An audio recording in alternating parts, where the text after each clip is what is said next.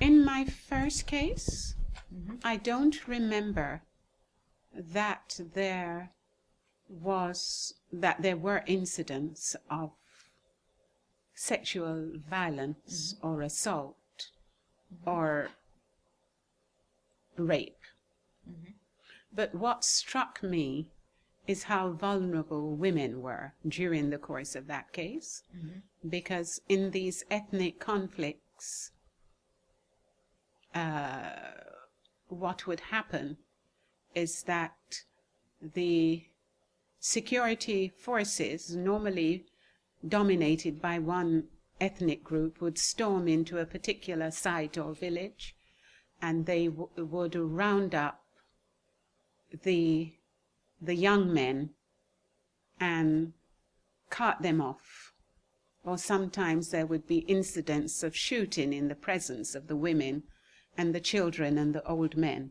Or sometimes even the young men would have gone off into the woods and the forests to hide or to carry out guerrilla warfare. And usually the women would be left behind along with the old men, who were also vulnerable, and the children, to face the security forces when they came to the villages. So they were weak and unprotected because they didn't have the benefit of their husbands, their brothers, and the men who could really offer them even minimum protection against the security forces. So they were usually the first face that the security forces met.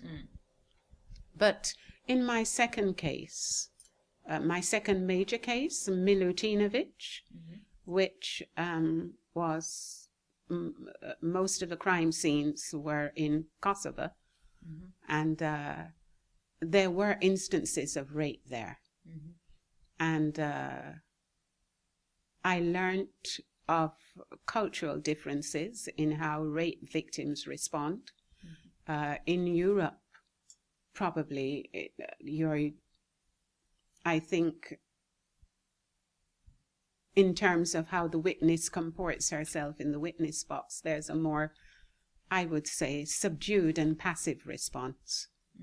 And I put it down to the fact that the more animated, more passionate, more, maybe some people would say overly dramatic responses from the victims of rape and sexual assault would probably be due to the fact that within their societies there's a lot more stigma attached to rape. And probably it's not that it's more emotionally stressful for them, but so much hangs on the fact that they're diminished in the eyes of those societies, and by virtue of the fact that they have been raped. So I think culturally the responses are more extreme than you would probably find, and it might invite a more sympathetic observer to form the view that the performance is staged. So you have to factor in the socialization of the person as a result of his or her culture. And although you're not going to use culture to determine how you handle legal issues, it can be important to help you in determination of issues of fact, and whether you find a person a reliable witness or an unreliable witness, and how you treat his demeanor in his responses. So I found also that there are gray areas in terms of sexual offenses, and I can look back and think of in one of the crime sites there were young women who were taken to a particular location, and they were at that location in detention.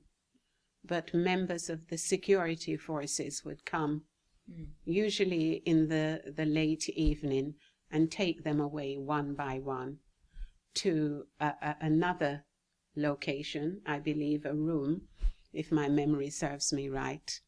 And one particular witness came and gave evidence to the fact that she was taken to that room and she was sexually assaulted and raped. Now, that was very direct evidence from her, but the indictment charged counts in relation to other women who were not called as witnesses. So there was an issue whether you could reach a finding in relation to those other women who weren't called as witnesses by virtue solely on the circumstantial evidence that they had been taken out at night around the same time that this witness who had given direct evidence had been taken to the sexual assault room, and whether you could find by virtue of the fact that they were young women, that they were taken there at night, that they came back. When they returned, they appeared to be in a state of distress, and they were disheveled looking, whether from those very circumstances on that alone, with no evidence of sexual assault or interference of a direct kind, that you could find that they had also been sexually assaulted or raped. And in those circumstances, it was found that the evidence in relation to the additional women did not rise to the normal test concerning circumstantial evidence. But I don't recall that consent was ever raised as an issue. Indeed, in those circumstances, it would have been against the jurisprudence of the tribunal.